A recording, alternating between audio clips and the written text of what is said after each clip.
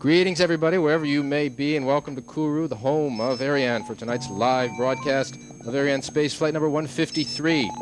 In the Jupiter Mission Control Building, everything is go and green. The representatives from Ariane and the European Space Program are at the posts, as are our French commentators, Pascal and Gaston, and your English team, Joshua and Stephen Hall. Good evening, Steve. Good evening, Joshua, and good evening, everybody. You can follow all the events, of course, on the website, arianespace.com.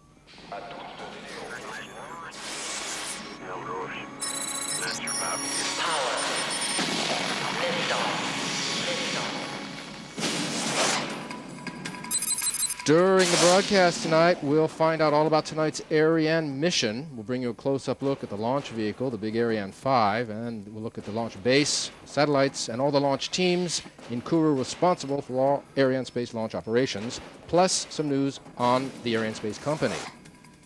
You'll also learn everything you need to know about the two satellites, STELLAT 5 and N-STAR C.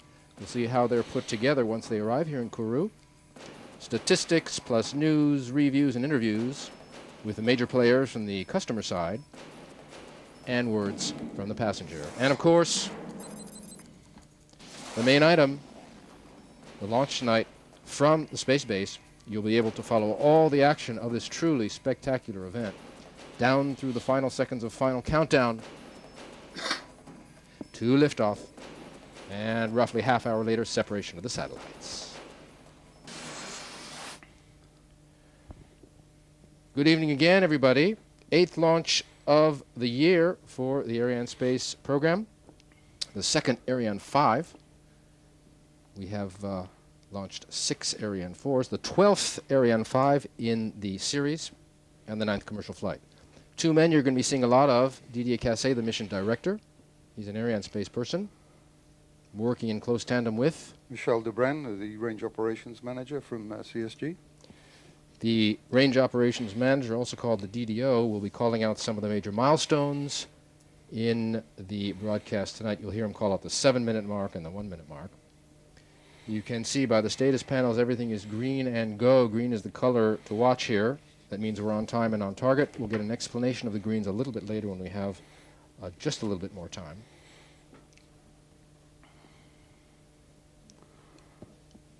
The big Ariane 5 sending up 2 satellites tonight.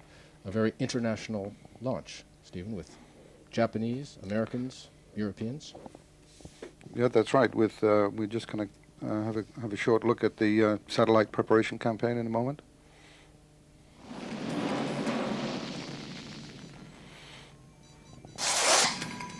The launcher used for the mission tonight, the Ariane 5, 512. Built in 2 parts. They call them composites. A lower composite with 2 strap-on boosters. You see one of them here, 600 tons of thrust. They are mated to this core cryogenic stage. The upper composite, the single-engine stage with the satellites. Here we see STELLAT 5 in the preparation phase here in Kourou, being fueled, and the final checks before mating to the launch vehicle. Here we see the mating to the adapter. These events happen in S5 building. This is S5 building. And the satellite being hoisted, ready for integration to the vehicle. Here we see an artist's representation of their footprints for the coverage of Europe, Africa, and the Mideast. Our second passenger tonight is N-STAR C for the Japanese. Again, going through its final preparation phase here in Kourou, being fueled. It's a lifetime of 10 years, and also being mated to the launcher.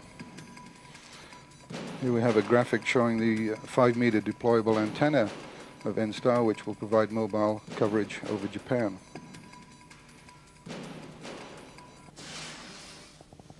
Nice shot of the launcher on the pad. It's a clear night. The weather this week has been a bit strange. It's been a little rainy off and on, which it shouldn't be because we're supposed to be at the end of the rainy season.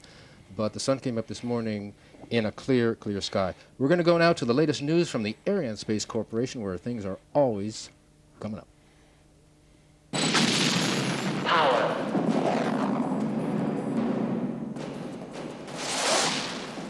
Arianespace's last launch, another smashing success. Flight 152 went up on June 5th, delivering an Eutelsat 905, the 21st Eutelsat launched by Ariane. 2 new contracts were announced by Ariane on 19th of June for SES Americom. The company has won 8 of the 11 commercial contracts on offer since the beginning of the year. Jean-Yves Le Gall was named on June 7th as Arianespace CEO. Today we have an Ariane 5 launcher to bring it to maturity. This will be done next autumn with an increased capacity launch vehicle. Secondly, like any other company, we have to keep up renewing our commercial strategy since the environment is constantly changing, and that's what we have started to do rather successfully, as since the beginning of the year, out of 11 contracts tender, we won 8 of them. And lastly, of course, we have to adapt our offer by streamlining our processes with the full support of the states, with Arianespace being even more competitive, with highly motivated contractors, and this will be key to sustain our success. Development of Ariane 5's cryogenic upper stage continues. The upgrade will provide increased performance to 10 tons. Successful tests for the fueling process continued in June, the final test due later this month. Satellites for Flight 155 arrived in Kourou in May and June. Atlantic Bird 1 for Eutelsat and MSG-1, a weathersat, are due to go up on the 27th of August on another Ariane 5. On June 27th, 2 French government ministers paid a visit to Kourou. They toured the final integration building and got a good look at the launcher used for tonight's flight. A slightly smaller version of the Ariane 5 was given them as a present. Right. You're going to hear the DDO in just a few short seconds call out the 7-minute mark, which is the beginning of what we call the synchronized or automatic sequence. À tous de DDO, attention pour le début de la séquence synchronisée.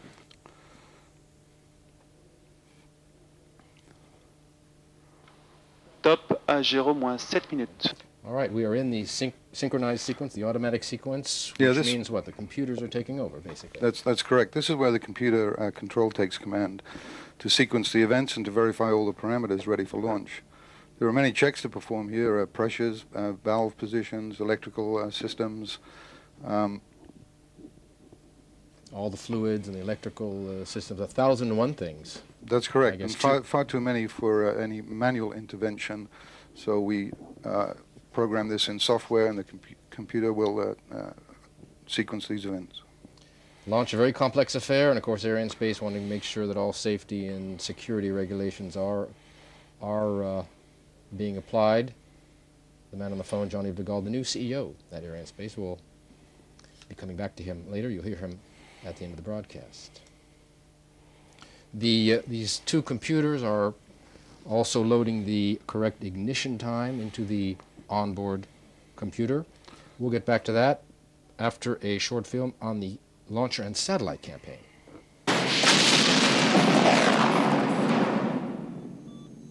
The launch campaign started on 21st of May with an assembly phase in the launcher integration building. We assembled the EPC main cryogenic stage, the EPS turbo propellant stage, the EAP solid propellant booster, the vehicle equipment bay,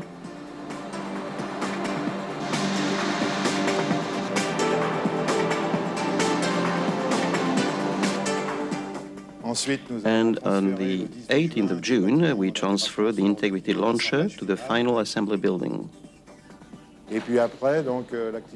After that, the main operation was to assemble the payloads,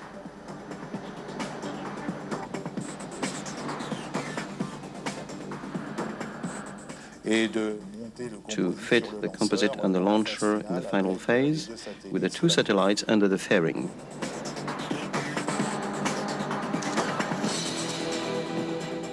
The whole campaign lasted roughly 50 days, that is 34 actual working days. The air quality and the environment is something, for some reason, you don't much hear about in the space business, but it's on everybody's mind. We decided to remedy that. We spoke to an independent air quality expert named Olivier Lescanf, who measures the impact that the huge cloud of exhaust has on the local plant life here.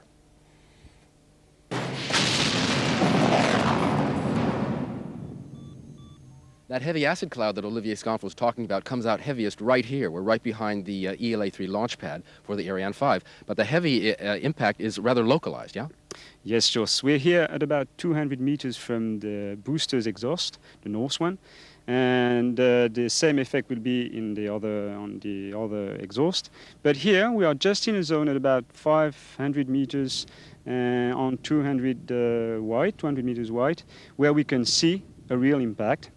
The acid is burning the grass, but in a few weeks we won't see anything anymore. But we're here in the heaviest impact area, and at about 200 meters from here, there's nothing. We measure nothing, and we don't find any alumina or acid. We will hear more from Olivier Lesconf on the environment a little later on in the broadcast, but for now, we want to take a look at these green status panels. You see they're still green. Stephen is going to give us an explanation. Yes, the green status boards that you see is a visual representation of the many elements that need to be in place prior to ignition of the engines and liftoff. There are many other stations outside of Jupiter feeding into the staff here, who in turn report into the DDO, who will make the final call. For example, the spacecraft, that it's in its launch configuration, it's powered, its receivers are powered, and the downrange tracking stations and its control network are also up and available for the mission tonight. We have roughly some 1,500 people working on the space base. Our cameras are here, but there are people in different services all along. They're 50 square kilometers of the space base, roughly. And they send all their information here to the two men that you saw in the beginning, on the center of your screen, the DDO and the mission director. The launcher on the pad right now was rolled out yesterday, and we're going to go to some shots now that were taken of the rollout, which took place yesterday. Rollout takes place rather late in the game, Stephen? Yes, it does. Unlike Ariane 4, where we made the spacecraft at the pad, here we made them in the final assembly building and rolled the vehicle on the launch table on the twin rail tracks that you see there.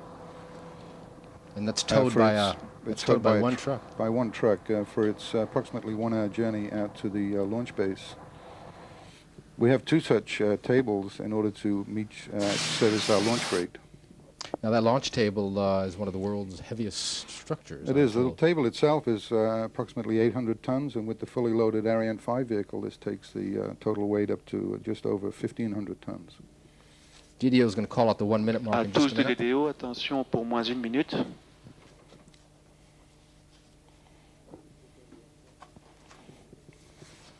Top, moins une minute.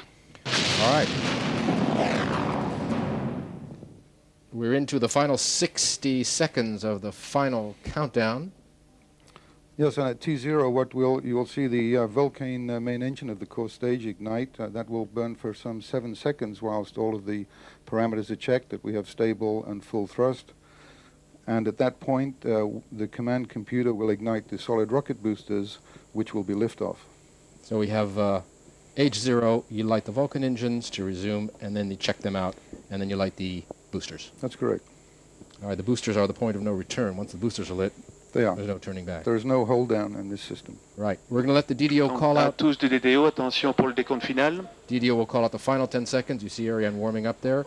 Enjoy the liftoff. We'll be back. 8, 7, 6, 5, 4, 3, 2, 1, top. Allumage. Allumage OAP. Décollage.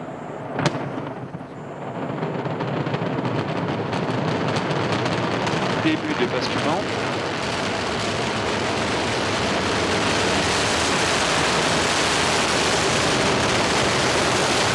Les paramètres à bord sont nominaux.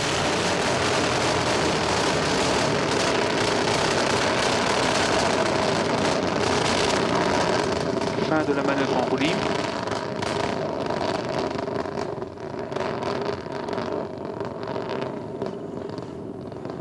Oh boy, some spectacular shots of Ariane roaring off the pad. This is from a camera which is a little closer than we are, about 2 miles.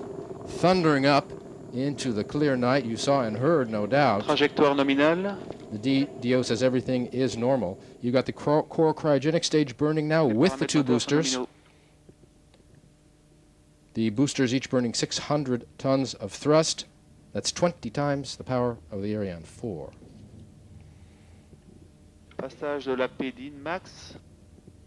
Ariane rose vertically for about 6 seconds, then started to pitch over at about 17 seconds. The boosters provide 90% of the thrust for the Ariane. The core stage alone could not provide the liftoff. Is that right? No, that's correct. And the combination at the moment is consuming some 4 tons of propellant per second. And at the 49-second point as we went through max dynamic pressure, or Mach 1, the speed of sound. In another 50 seconds, it will have passed Mach 4, and 150 seconds into the flight, it will be traveling at Mach 7. All right, we are well underway. The booster is going to burn for about 2 minutes. We should shortly be having the DDO's confirmation of burnout, and then Les paramètres sont nominaux. jettison. That looked like burnout there.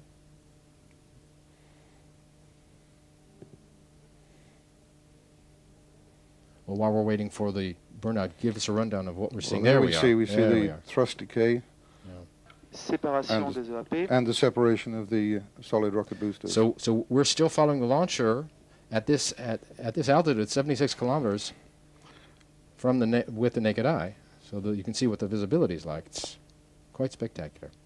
All right, give us a rundown on the left. Tous les paramètres sont Okay, on the left we nominaux à have bord. the trajectory, which is the designed flight profile for tonight, and the cursor. And the cursor you can see coming up to the point, if you can read it, it's rather small. Sepquoff, that's separation of the fairing. That'll be coming up in another minute or so. Yes, we can separate the fairing at this point. It will have fulfilled its function of protecting the satellites from during the atmospheric part of the flight, and also we can reduce the mass by some 2 tons, the mass of the fairing being carried into orbit. Largage de la coiffe. All right, there's the fairing separation. Should have a animation coming up. Here it is to give you an idea of what happens up there. As Steve said, it's blown away, and we drop what? How many kilos? How many hundreds of kilos? 2,000 kilos. It's considerable. The EAPs, the boosters, are dropped in the Atlantic La and pression du Vulcain est stable. sometimes recovered. We have the capability of recovering the boosters, but for inspection. But tonight we will not be doing that. All right, the fairing jettison coming after the boosters, when, as Steve said, no longer atmospheric effects. All these separations of boosters and fairings and the other stages are triggered Tous by les the paramètres onboard sont nominaux à bord. computer, which determines when the time is right. The DDO just called everything nominal on board. Everything normal, 4 minutes and some into the launch. You can see on the left we're 134 kilometers up, and we're going at 277 kilometers per second. Speed we need to inject a satellite is? For tonight's tonight? mission, the initial first separation will be at about 8.7 kilometers per second. It varies with the mission. Very slightly with the mission profile we're flying. Depending on, I imagine, the mass of the satellites and The mass where and we're the- going. and where we're going, yes. All right, everything nominal, says the DDO. Coming up on 5 minutes into launch in positive time. 143 kilometers up. You may have noticed on some of the shots of the fairing before the logo that said Ville de Charleroi. Tous les paramètres sont nominaux à bord. There it is, the Ville de Charleroi. That's the city of Charleroi in Belgium. And Charleroi is sponsoring the launch tonight. The city is part of something called the Community of Ariane Cities, or CVA.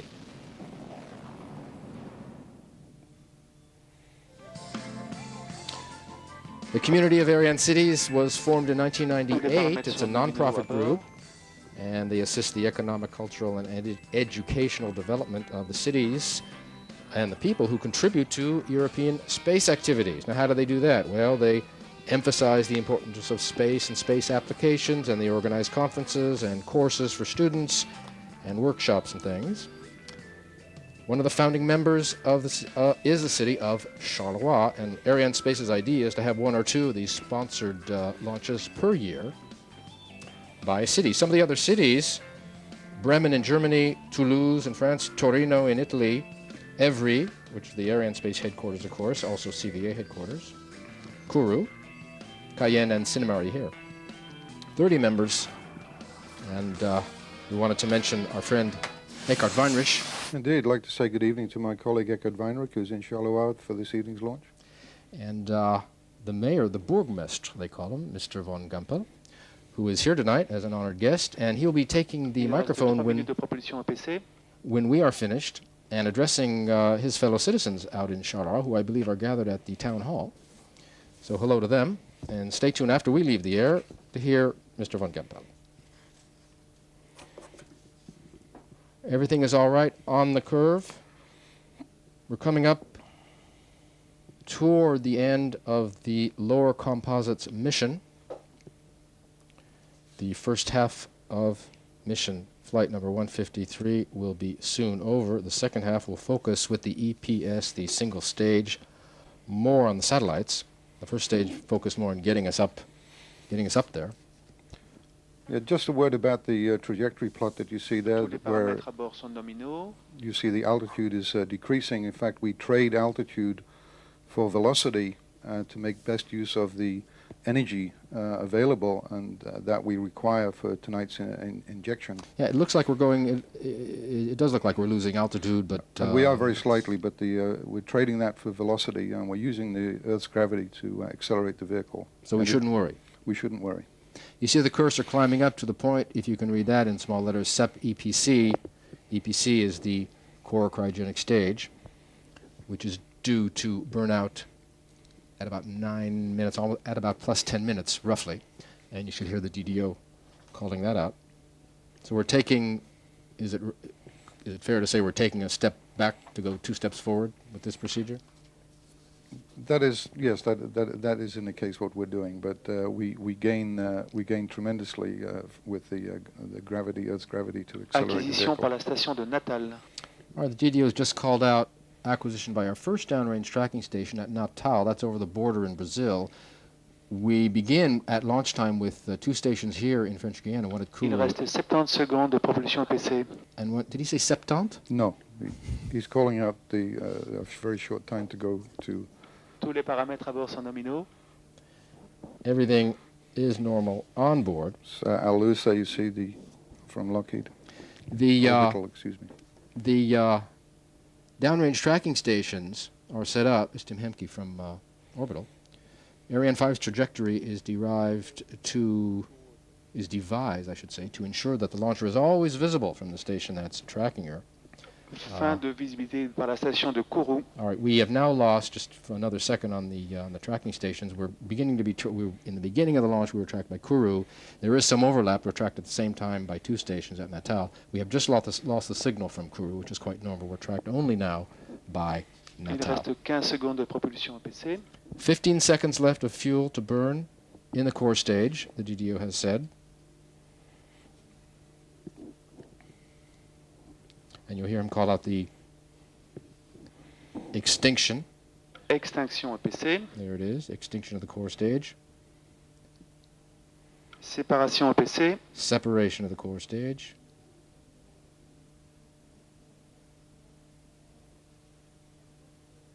Allumage EPS.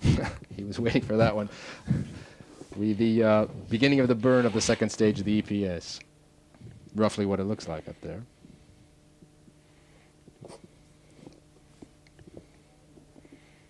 The EPC, a few words on the EPC or the EPS? The EPS, yes, this is the upper stage with storable propellants, nitrogen tetroxide, which is the oxidizer, and monomethyl hydrazine, which is the fuel. This will burn for approximately 1,000 seconds. It's 10 tons of propellant. 10 tons of storable propellant. The figure is the same for the third stage in the Ariane 4. That also has 10 tons, but it's liquid hydrogen and oxygen, like in the bottom stage of the Ariane 5. That's correct, and we're going to talk, I think, a little later about the development upper stage for Ariane 5. Tous les paramètres à bord sont nominaux. So stay tuned, folks. Everything normal and nominal. The EPC, in case you're wondering, re-enters the atmosphere and will disintegrate and finally fall into the Pacific. It makes about a half a turn around the Earth. It finally falls into the drink. The Eastern Pacific, yes.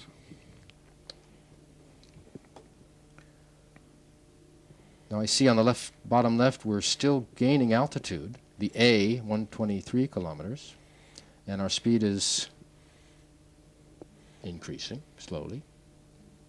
So we're going back up from the. We're now well back on the ascent track at over 200 kilometers. Everything is normal and nominal. You can see the Jupiter building here. There's really two parts to it, just like the two parts of the Ariane 5. There's the technicians and the people from Ariane, CNES, and the European Space Agency in the fishbowl at their posts. And behind them, the direction from where the camera is shooting, are the VIPs, the invited guests, come down to enjoy the launch. Certainly treated to a fine show tonight. 221 kilometers up, approaching 8 kilometers per second, and the speed we need to inject the satellite was? Acquisition par la station de télémesure d'ascension. For the separation of STELLAT, the first spacecraft, it will be approximately 8.7 kilometers a second. All right, that's the figure to watch, folks. We're now picked up by our second tracking station. We've lost the Natal signal, as you see. The Ascension Island station, a former NASA station. Now it's the UK, your home nation, excuse me. That's right. The UK island, run by, not the island, but the station, run by Cable and Wireless UK. And they also will send their telemetry data back in here to Kourou. Zooming in on this fellow, Mr. Dobles he's the ESA representative in Kourou. He arrived here, I think, about a year ago, 6 months ago? No, just over a year ago, as I recall. The EPS, the only propulsion now, burning total of 16 minutes. The onboard computer again will shut that down when it determines the right orbit has been reached. That's right. During this phase, the spacecraft, of course, are in their powered mode and just waiting for the separation event. They're just riding. They're just riding. Yeah, but their batteries are on, or their batteries are on, and their command receivers are on, so that when they're acquired by their ground stations, they can talk to the satellites and wake them up. But they're not using any of their fuel. No, yet. Not at the moment. Fuel is a very precious commodity for satellites. It is indeed. The more fuel you have, the more life you have. Which is the purpose of the geostationary transfer orbit, and then the satellite uses its own power to get up to circularize that highly elliptical orbit is circularized by the spacecraft engines. The Ariane mission ends when it puts the satellite into transfer orbit. We're going to go back now to part 2 of our talk with our environmental expert, Olivier Lescamphe.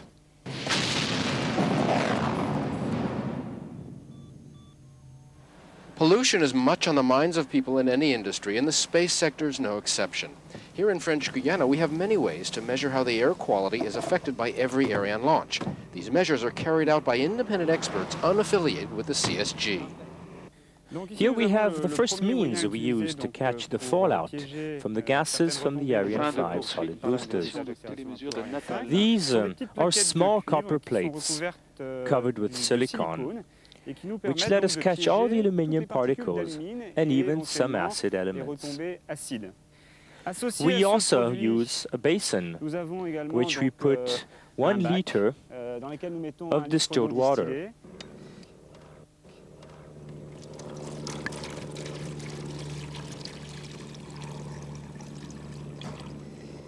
This water will remain exposed during the launch. All the particles and gases which fall to the ground will be caught in this water. An analysis carried out in the IRD laboratory in Cayenne will let us quantify everything that has fallen to Earth on the surface, which will be spread out to 1 square meter. So we'll be able to know, by square meters, everything that falls from the combustion and gases from Ariane thanks to the system. This machine is a simple little pump, which is programmed. We are going to program it up to 10 minutes before H0. It will cover the entire launch window, plus an hour or two, depending on the statistics and the wind speed we get from the weather service. When it starts pumping, the gas will be sucked up through this small filter, which will trap the aluminium dust. And this tube will catch the hydrochloric gases. Another way we can analyze the air quality here is by using these big yellow crates. Their main advantage is that they can transmit information instantaneously. They're part of a wide detection network for air quality that we have. They're completely autonomous, and we can put them wherever we want in order to capture elements from the clouds of Ariane 5's exhaust and combustion. All this is part of an ongoing concern for pollution here at the space base. Okay, here we take a look at the plot there again. The cursor maintaining the track, the trajectory that we're flying tonight, and you'll see marked on there, but again very small writing, the next sequence of events coming up, which of course will be the separation of the spacecraft, the STELLAT first, followed by the top half of the Silda dual carrying structure, followed by the inner spacecraft N-STAR C. This is where you're normally seated. That's right. My colleague Alex Madambasi. I was sat in that chair for the last mission. No, who is he talking to normally? You're usually down there. You're talking to the customers? He's talking to the customer that he has with him, and our office in Evry that monitor the launch also. All right, we will be back in a moment. We're going to take you now to a film of the first of the satellites. Everything you've ever wanted to know about STELLAT.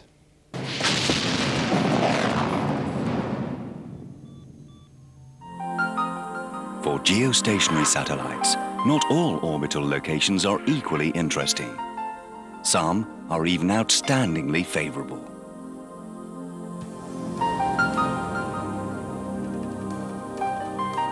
5 degrees west, for a privileged location and exceptional satellite, STELLAT 5, which ensures continuity of the service provided by Telecom 2C, is much more than just a replacement. Manufactured by Alcatel Space, STELLAT 5 is the top of the range of the Spacebus 3000B3 platform. With a mass of just over 4 tons and 10 kilowatts of power, it comprises no less than 35 transponders in Ku band and 10 in C band. A highly complex, high-performance unit, fulfilling the requirements of flexibility, power, and versatility. It is an outstanding technical achievement, coupled with an unequaled performance in adhering to the laid-down timelines, because only 23 months elapsed between contract signature and on-ground delivery. This challenge was fully met by the teams of Alcatel Space and its European partners. STELLAT 5 provides very high power coverage of Europe, the Middle East and Africa. Its position over the Eastern Atlantic will enable it to provide very wide-ranging connections between the east coast of America and the gates of Asia or the Indian Ocean. Most French-speaking communities will therefore be accessible in a single hop.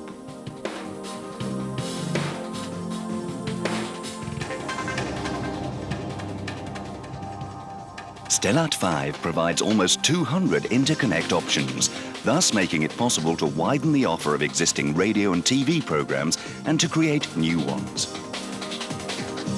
Above all, it will be the first European satellite to open up the high-speed, two-way internet market with small-diameter antennas. 100% satellite internet at last becomes a reality for all: businesses, access providers, and private individuals. And so for every community in this vast area, new networks open up, new markets, and new worlds.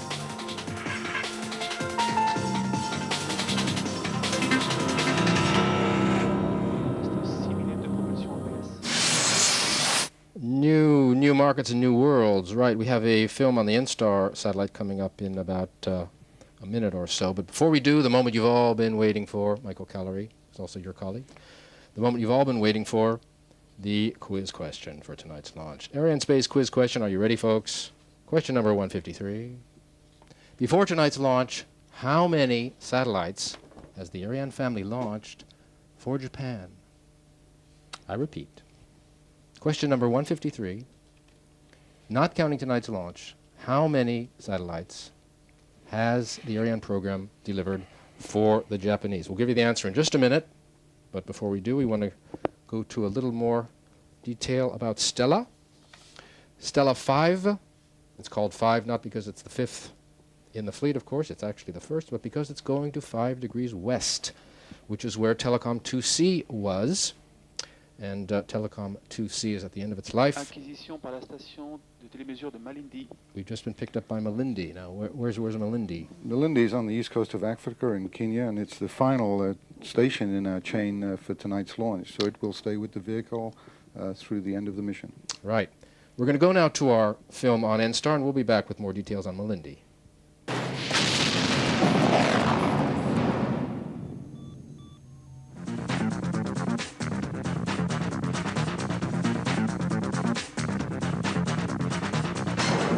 Orbital Sciences Corporation, one of the world's foremost space companies, providing innovative, reliable, and affordable space infrastructure products. Satellites and space systems, space launch boosters and suborbital launch vehicles, space technical services, and advanced space systems. Orbital Space Systems Group is the leading provider of small and medium-class satellites, having delivered 90 spacecraft since 1990. And with our family of STAR small geocommunications satellites, Orbital has emerged as a major competitive force in the geocommunications satellite market. The STAR platform is the right-sized answer for direct-to-home television broadcasting, cable television program distribution, broadband data transmission, regional mobile communications, and other communications services. The STAR GEO satellite platform is a lightweight 1,300 to 2,500 kilogram class spacecraft that offers a wide variety of payload options, including C, Ku, S, and Ka bands. The state-of-the-art STAR design provides up to 4,500 watts of payload power, accommodates up to 42 transponders, and supports multiple antenna configurations. N-STAR C, built for NTT DoCoMo, continues Orbital's heritage of geocommunications satellites that includes Indostar, built for Media Citra Indostar, and the BSAT 2A, 2B, and 2C spacecraft for Japan's Broadcasting Satellite System Corporation, all based on the STAR 1 platform. N-STAR C, along with 3 C-band satellites currently in development for PanAmSat, incorporates our improved STAR 2 design. The 1,600 kilogram spacecraft features 3-axis stabilization and generates over 1,400 watts of payload power. N-STAR features 2-way S-band mobile communications with a C-band feeder link, is configured with a 5-meter unfurlable antenna, and has a 10-year design lifetime. The satellite will provide improved signal to users, better voice quality, and allow the use of smaller mobile phones for NTT DoCoMo customers. Orbital is proud to partner with Lockheed Martin to deliver N-STAR C, the newest addition to the NTT DoCoMo satellite family. N-STAR C will help NTT further its vision of providing wireless service for mobile telephony, data transfer, and maritime communications. STAR satellites, the right-sized geocommunications platform, providing the reliability, affordability, and flexibility that today's satellite communications service providers demand. Orbital, the leader in small space systems.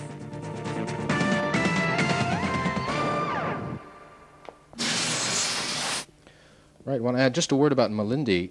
That's the final station over in Kenya.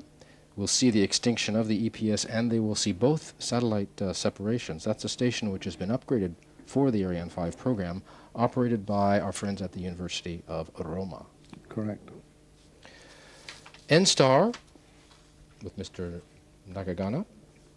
N-STAR program goes back a ways, goes back to 1991.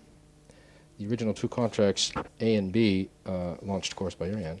These took over from something called CS, They don't have too much information on them. All they know is that they were made available to NTT by the government space agency NASDA. But the original N-STAR contract was different, ordered directly by the phone company, if I'm not mistaken.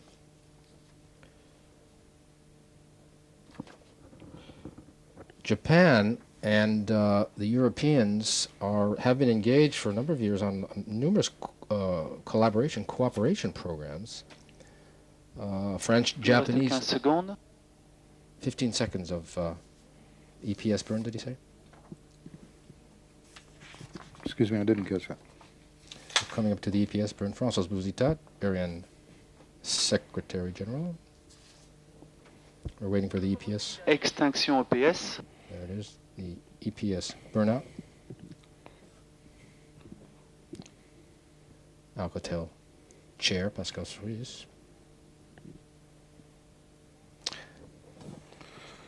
Okay, with the extension of the EPS system, we're now going into a SCAR sequence. This is the attitude control system on the upper stage, which will orientate the stage to the appropriate attitude, pointing for the separation of the STELLAT 5 spacecraft. There's a whole series of maneuvers that has to go on before, during, and after separation of the satellites, right? That's right. There's a number. There's the first sequence for the separation of STELLAT 5. Then we will reorientate the stage to deploy the upper part of SILDA, that's the dual carrying structure, and then again reorientate for the correct pointing attitude for the N-STAR separation. And of course we do this to ensure that there's no recontact between the different bodies on their trajectories towards their transfer orbit. Paramètres à bord sont nominaux. Everything normal on board, says the DDO. This is something that we have to do for each double launch, obviously. You don't have to do this for a single launch, or do you? We still do it for the single launch to move the stage off the same track as the spacecraft. The EPS stage now, with having depleted its propellant, is a mass of 1.2 tons, plus, of course, the SILDA and the spacecraft. We're coming up on STELLAT separation. And our speed is 8. Tous les paramètres sont nominaux à bord. Everything is still nominal on board. We're 1,970 kilometers up and 8.34 kilometers per second. And the figure is, again, 8 point what for speed?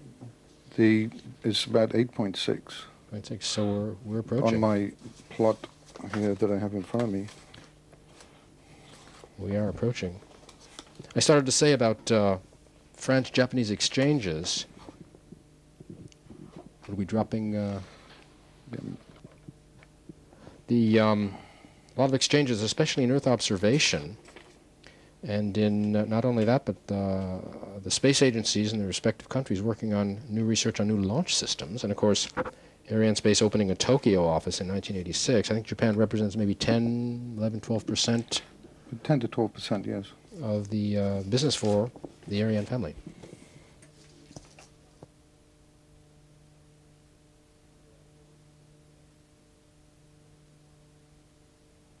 Yeah.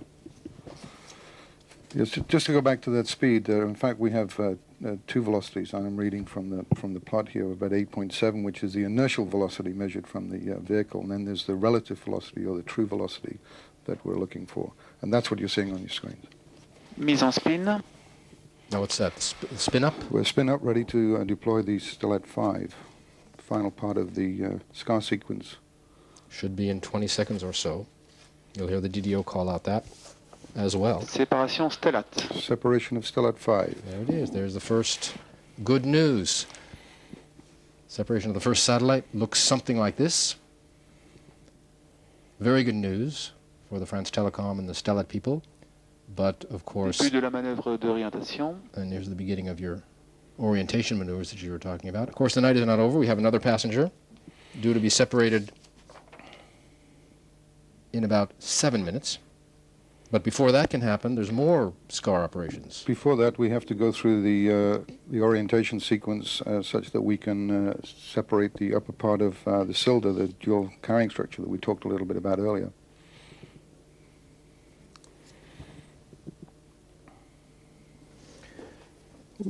Stephen, started earlier in the broadcast to talk about the upgrades to the Ariane 5. Do you want to get back to that?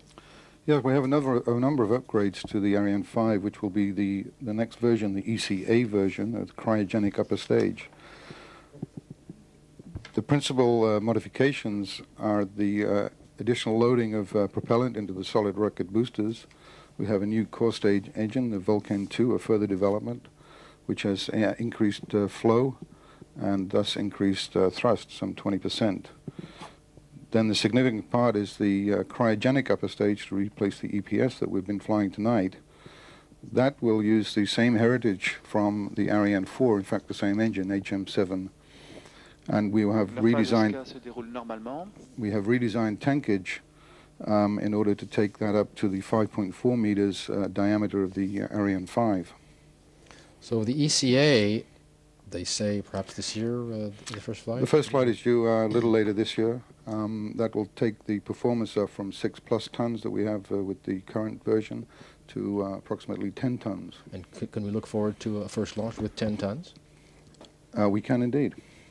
Well, that's very good news. All these improvements providing a bigger, wider range of mission possibilities for the Ariane family? Well, that's right. In fact, we have a further development, the ECB stage, which is a growth in the tankage of the cryogenic upper stage and reignitable engine such that we will be able to fly multi-missions on the same flight. That is, we'll be able to have a coast phase and then reignite the engine and make plane changes or take the second spacecraft into a different orbit. The ESCB you're talking about, due to fly in 2005, 2006? 2006, yeah, the ECB. Yeah. The original, that engine is going to be called the Vinci, Leonardo da Vinci engine. Yeah. Yes. The original name for that was MESCO. Do you know that? No, I didn't. I learned MESCO, something new tonight. MESCO, which is a French acronym. Séparation SILDA. There's the separation of the SILDA that Stephen was talking about. MESCO, which is a French acronym for Optimized Cryogenic Upper Stage Engine. I think it was a good call to change the name to Vinci, don't you think? Sounds a little more European. A little bit more. Début de la manœuvre d'orientation suivante. Okay, we've begun the maneuvers of the SCAR sequence continues for the orientation to the N-STAR separation pointing attitude. Due in about 4 minutes. A little more on the ESCB. I'm reading here it'll carry 28 metric tons, is that right, of liquid hydrogen and oxygen compared to 14 in the SCA? That's a big No, it's jump. 10 in the SCA. Excuse me, no, 14, yes. But that's a considerable jump. It's a considerable increase, yes. That will give us a performance lift to plus 12 tons. La phase de SCA se déroule normalement. This, the team for the new engine being led by the SNECMA people, this team comprising 14 manufacturers from 11 European countries. A lot of tests have been going on since, I think, March on the new engine, yeah? A great many tests on these new engines, yes. And everything going according to plan. At present, that's right. We run, of course, the engines well beyond their design operating life on the ground to simulate the flight and take them Fin beyond. de la manœuvre d'orientation. Okay, we just heard the DDO calling that the SCAR sequence continues. Jean-Yves Lagarde, the new CEO, whom you saw earlier, speaking on these future upgrades for the Ariane 5, said that it will allow us to guarantee launch on Ariane 5 of any pair of satellites, any double launch available. So we have the most modern and the most powerful launcher on the market. And he says in 2003 we should be launching 3, maybe even 4 of the Ariane 5s, 10 tons. And starting from mid 04, we're only going to be launching Ariane 5s at 10 tons, he says. Getting back to STELLAT, now that it's up, the in-flight operations, just before we get to separation. First acquisition will be near Perth, a city called Nyangara. Have I got that right? Nyangara. In about 15, 20 minutes. 4 kick motor firings on the 2 2nd, 4th, 7th, and 9th orbits. Solar array and antenna deployment in 1 week, next Friday on the 12th. Bus testing for 12 days. All testing payloads and bus roughly lasting 4 weeks, and the satellite should be in service, as Dominique Thibault, with whom we spoke this week, the DG, Satellite should be in service by the end of August.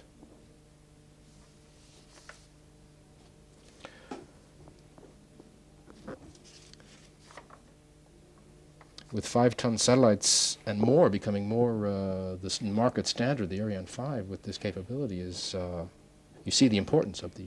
Yes, indeed. In fact, we have a contract for a communication satellite of some 6.8 tons, so they're growing all the time. That's the, I got it right here. Hold on a minute. Is that the Thai satellite? That's for Thailand, yes. Yeah, 6.7 or something. That's a big one.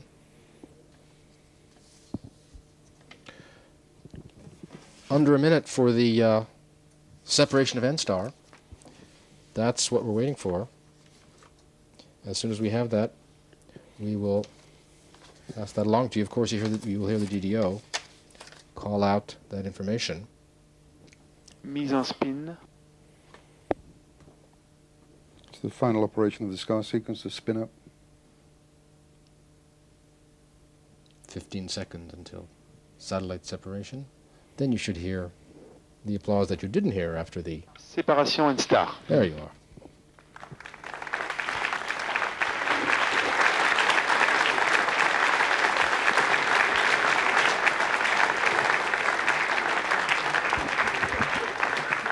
All right, you heard the applause, and the cigars and the champagne will be forthcoming.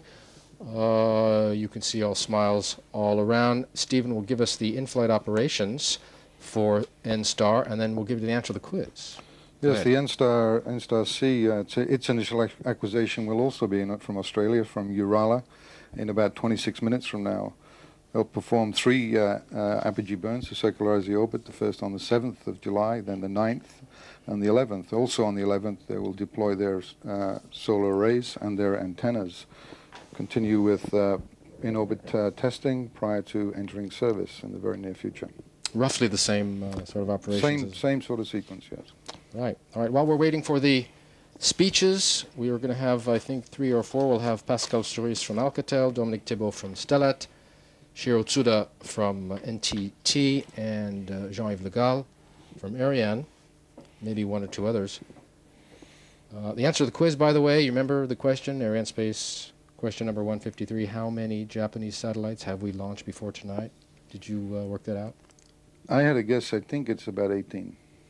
Is that your final answer? That is my final answer. Well, Stephen, I want you to know, space fans, I didn't cheat on this. I did not give him the answer, but that's the correct answer. 18 Japanese satellites. Tonight's the 19th. Congratulations. We have a replay coming up on for the launch. We may have 2 or 3 of them, depending. But we'll let you enjoy again what you saw 15 or 20 minutes ago. For anybody who got the answer, 18 Japanese satellites, give us a call up here in the booth at 35863, and Stephen will send you his personal check for 153 euros. Allumage OAP. Décollage.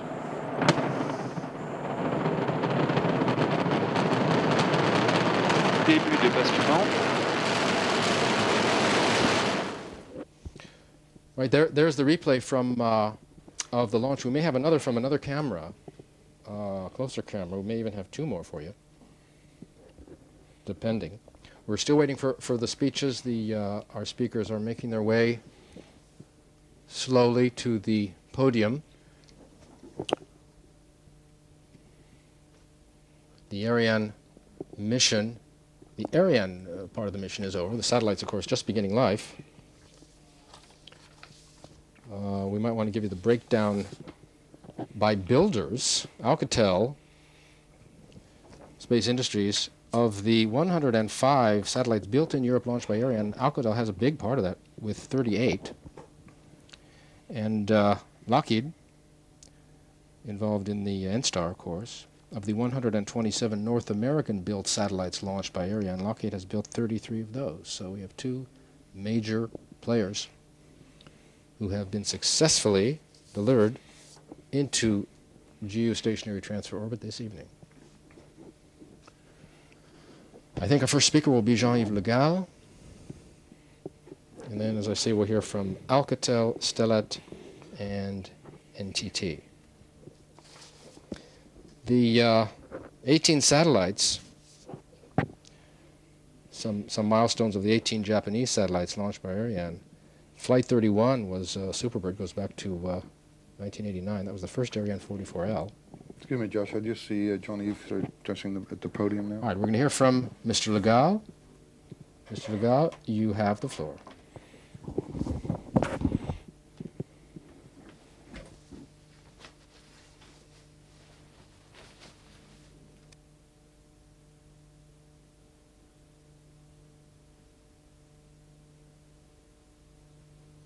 Okay, so I am very proud tonight to be able to share with you one more Ariane successful flight.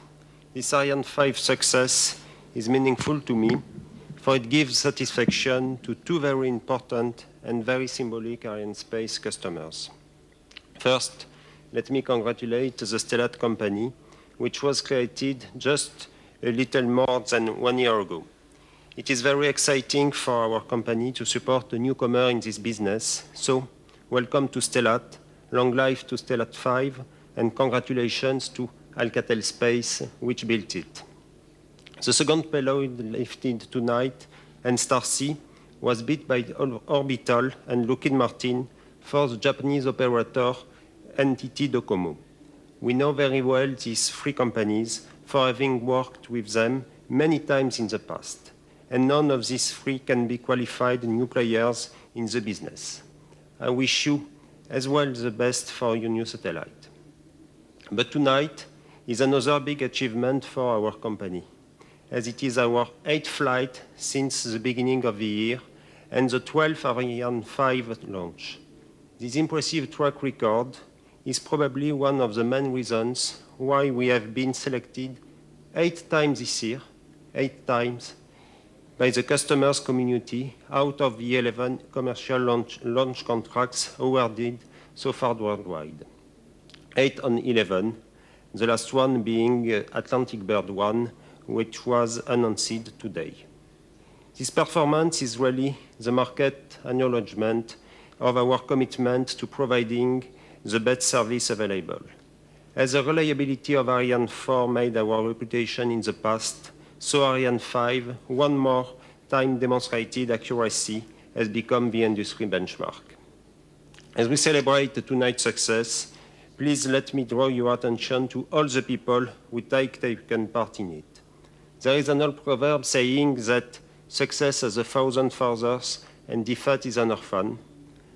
I am not going to discuss the second part of that sentence, but as far as tonight's success is concerned, I know we owe it to the different teams that have been involved in the campaign here in Kourou. People from Eutelsat, Lockheed Martin and Orbital, as well as the CNES and ESA launch teams, and of course, Arianespace and its industrial partners. I know how much energy they have spent in order to meet the launch date that was required by our customers, and I would like to thank them warmly for that. Let me finish this little speech by praising all our friends watching us tonight from Belgium. As you have seen on the images, the launch vehicle was named for the first time after a European city involved in the Ariane activities and belonging to the community of Ariane Cities program. Charleroi was chosen for this first vehicle to honor the citizens from this city, where our shareholder, Alcatel-Lucent, has its facilities. It is a great pleasure to greet here in Kourou the mayor of the city. Welcome, Mr. Van Gompel, and I hope you enjoyed the show out in Charleroi. One last word to tell you the next Ariane launch will be again an Ariane 5, carrying Atlantic Bird 1 and MSG-1, and we will meet again here in Jupiter on August the 27th. Now, let me wish you at STELLAT and entity DoCoMo all the best with your new satellites. Thank you for your attention, and once again, my congratulations.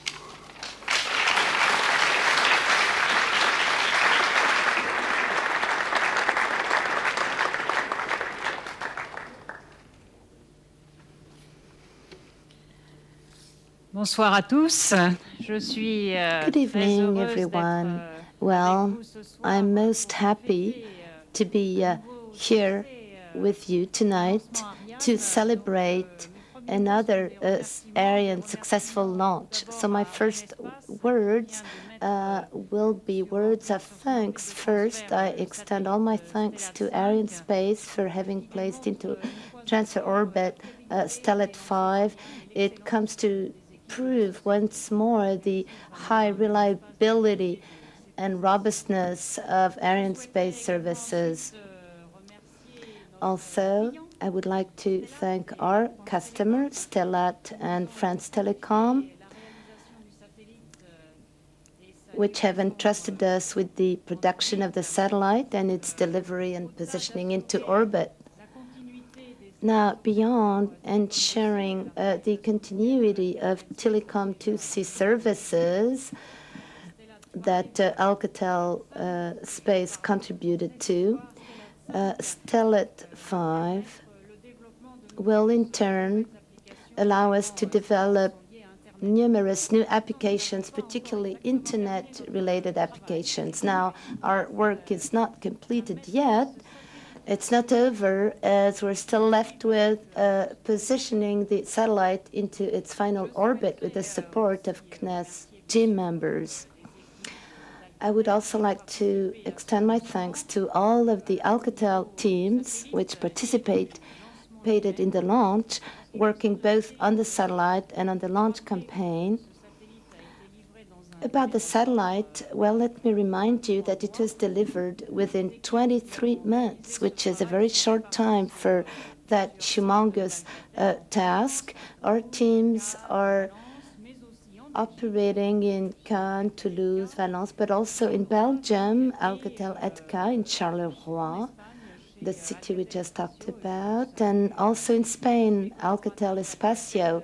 I'd like to say a warm hello to all of Alcatel staff members watching the video transmission from their sites in all these locations.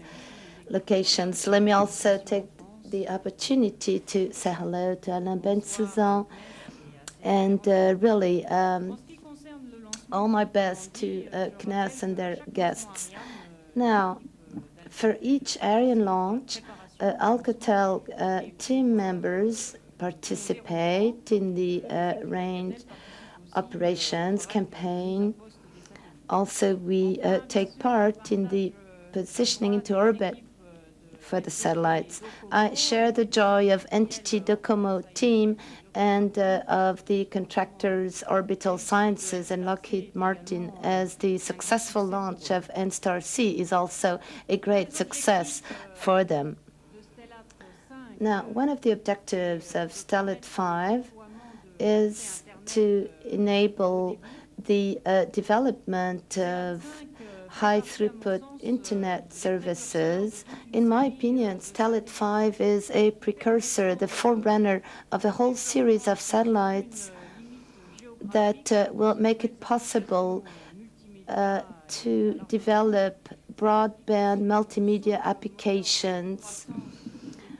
This is really the drive of the telecom business. Demand is definitely here, and the deployment of terrestrial networks calls for demand that's not restricted to areas only served by terrestrial networks, and also mobile telecommunications can now be more affordable.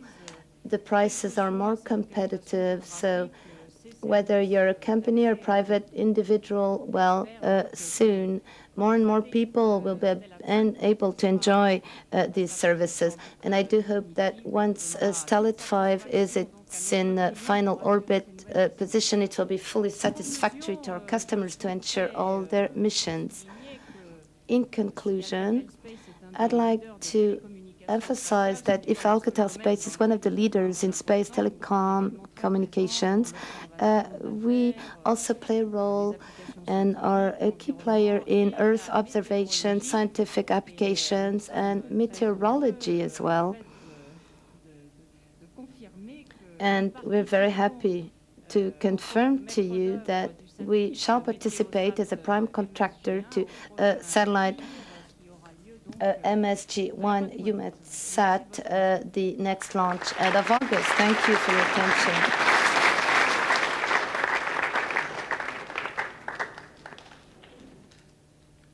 Eh bien, bonsoir.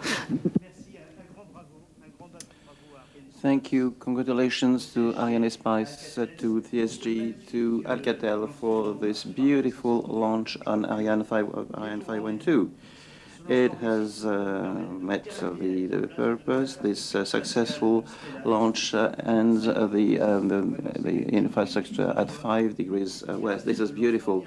This launch is the result of 2.5 years work to finish the STELLAT 5 and the building of STELLAT company. After a short phase B and formal phase of 3 months with Alcatel, the Alcatel teams have been able, as Pascal said, to build and to deliver here in Kourou and 23 months of satellite in accordance with the specifications, and the launch took place after putting together planning Satellite and Star and the launcher which has been selected, Ariane 512. And after all, we've got 26 months after the contract was signed with Alcatel, we managed to launch. It was signed on the 5th of May. We are on the 5th of July, and this launch was bound to happen the 5th of July. This makes a reference to lots of nice events for people here. Well, this activity has been done with a very strong performing team. Of course, there were difficulties. There was no... There were a few hiccups. The risks were complicated and important, but they were lifted gradually, and also thanks, I believe, to well-structured, well-organized work between the team, Alcatel, the project team, Alcatel, and the projects of customers with the various purposes made of Eurostar, and La Turbie, Cilemolino, and Stellat, and all these teams worked in cooperation during these 2 years' work. In parallel to the construction, spatial construction, we have built up Stellat with a new operator and the synergy with Eurostar in Toulouse, with Alcatel, with France Telecom long distance, has also enabled us to reach the aim in time, in spite of the late starting the activities sometimes. Stellat is a commercial structure which works with its distributors. I would like to mention Globecast, and a very strong synergy with the commercial structure in London of Eurostar. Altogether, we have implemented a product which is now commercialized at 40%. And again, thank you very much, all customers who, through the various distribution networks, have entrusted us and are ready to use Stellat 5. Today is a transition for Stellat with the migration of this construction phase of the phase infrastructure towards the technical exploitation of the system and commercial use of it. We still, the Alcatel team still have, and that's quite important, they have to carry out practical activities, the support of NES in Toulouse. That is, in due time, they've got to place the geostationary orbit of the satellite 5. I think that's been done because the satellite has been acquired or spotted by the Artichoke station, and the first firing of the apogee motor is planned for tomorrow at 3:30 p.m. So everything is nominal, everything is working fine. It's nominal, as we say, Ariane, for the dates. Also, everything is nominal. Thank you very much again for this success. Thank you to the Stellat teams for Telecom long distance, MRD, Globecast. Thank you to the Eurostar teams in Toulouse, London, Cannes, and again, thanks to Arianespace, to CSG, Alcatel, who've made this success possible tonight. Everybody, all of them have worked to this project very hard, and the success tonight is the success of everyone. Thank you again.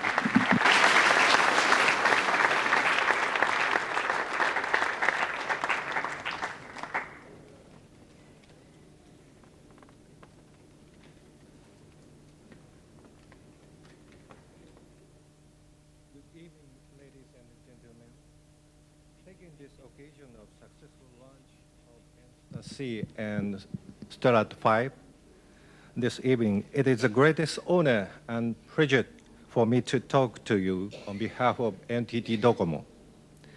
N-STAR C successfully launched this time is our feature satellite that we have planned for launch with a view to having our customers enjoy more reliable and convenient use of the satellite mobile communication services that NTT DoCoMo has been providing in Japan.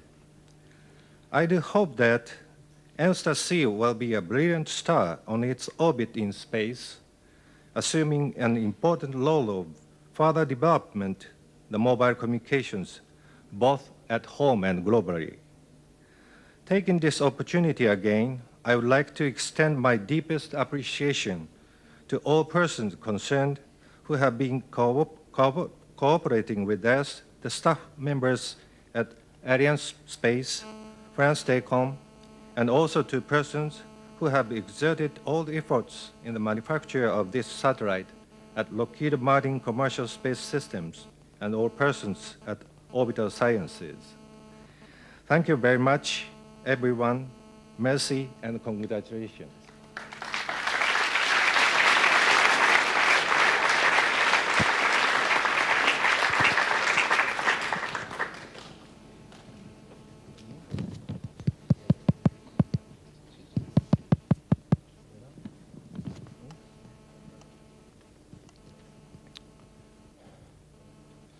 Well, another successful chapter in the Ariane story in the books tonight. You saw Ariane 5 once again deliver the two new telecom sats, STELLAT and N-STAR. They're going to be making their way over to their final slots, beginning their life in just a few short weeks. That makes 256 total satellites delivered by the Ariane family to date. I'm going to let my French colleague Pascal say goodnight to our French audiences. Before that, on behalf of everyone here in the Space Center, and for my colleague up in the booth, Steve Hall, Joshua Jampa, thanks for being with us. We'll see you next time. Pascal? Alors, vous venez d'assister ce soir à un grand moment. C'est le 8e succès consécutif pour l'année 2002 d'Arianespace, un succès qui est dû, il faut le rappeler, à l'étroite collaboration qui existe entre les pays européens par l'intermédiaire de l'Agence spatiale européenne, qui collabore aussi étroitement avec Arianespace et avec le CNES. Je voudrais dire merci à tous pour ce grand moment. Et nous verrons après ce générique le bourgmestre, M. Van Gompel de Charleroi. Merci à tous.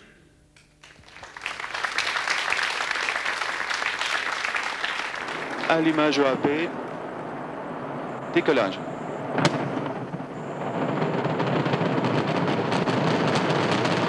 Début de basculement.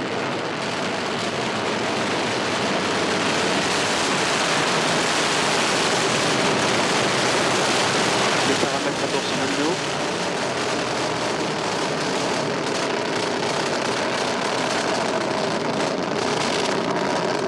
Fin de la manœuvre.